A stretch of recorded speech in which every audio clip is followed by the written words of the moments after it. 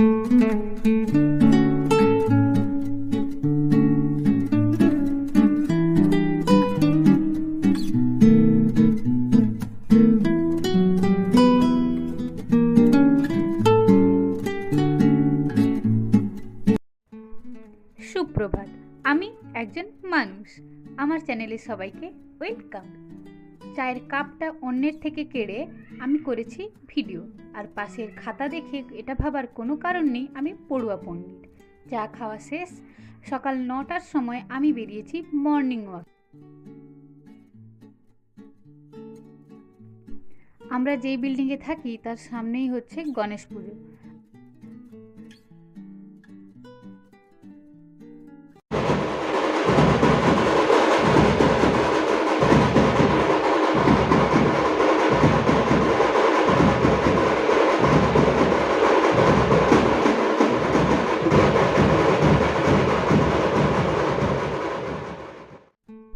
ঢাকের আওয়াজ শুনতে শুনতে মনে পড়লো সকাল থেকে কিছু খাওয়া হয়নি, তাই আমি তোমাদের শেখাবো কিভাবে গরিব স্টাইল ব্যাচেলার স্টাইল ফাঁকিবাজি চাউমিন বানাতে হয়। ডোন্ট জাজ মাই কড়াই, এটা ব্যাচেলারদের কড়াই, এরমই হয়। কড়াতে প্রথমে টমেটো, তারপর কয়েকটা চিকেন। এবার অনেকেই বলবে এটা সয়াবিন, কিন্তু আমার কাছে এটাই চিকেন।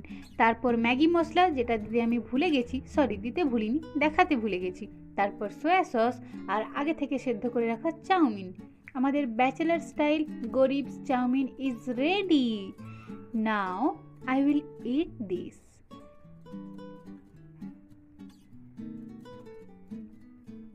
খাওয়া নিয়ে কথা, সাজানো নিয়ে নয়। তো সাজানো গোজানো দেখে কোনো দরকার নেই।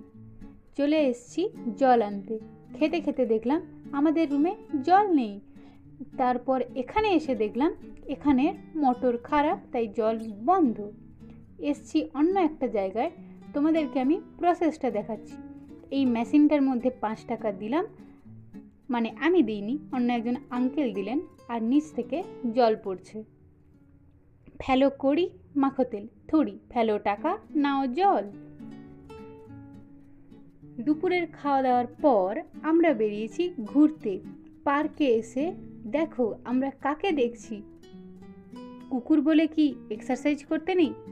ওটাই সে আমাদের বোঝানোর চেষ্টা করছে। এই মন্দিরটা আমাদের রুমের মোটামুটি কাছেই, খুব বেশি নয়, ওই আধা ঘন্টা হাঁটতে হয়েছে। এই যা এখান থেকে চারপাশের ভিউটা যা আসছে, মারাত্মক। আমিও দেখছি, তোমরাও এনজয় করো ভিউটা। মন্দিরের পাশে এই ফুল গাছগুলো এত সুন্দর, ওই বাঙালিদের মন ফুল দেখলেই মনে হয় টপাস করে তুলে নিই, কিন্তু একটা ফুল তুলবো আর অমনি সবাই এসে হাজির হয়ে যাবে, কেন গাছে হাত দিয়েছি। তাই ওই রিস্ক নেওয়ার কোনো প্রয়োজন নেই। দেখো গাইজ, আমার ফোনের ক্যামেরায় এরোপ্লেন দেখা যাচ্ছে। ও মাই গড!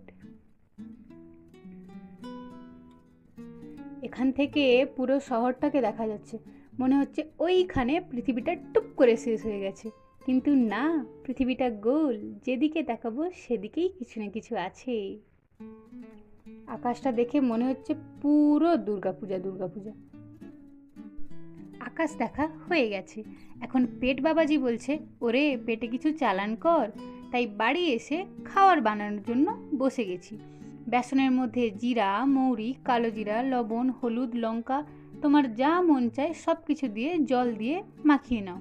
তারপর এর মধ্যে কয়েকটা চিকেনের টুকরো দিয়ে দেবে। অনেকেই বলবে, নিন্দুকেরা বলবে এটা সয়াবিন, কিন্তু না, এটা চিকেন। বেসনের মধ্যে আমাদের এই গরিবসের চিকেনটা একদম ভালোভাবে মাখিয়ে নিতে হবে, আর তেলের মধ্যে ভেজে নিলেই রেডি হয়ে যাবে আমাদের গরিবসের চিকেন পকোড়া। তো তোমরা সবাই চ্যানেলটা সাবস্ক্রাইব করো, আর প্লিজ ভিডিওটা লাইক করে দাও। Bye bye.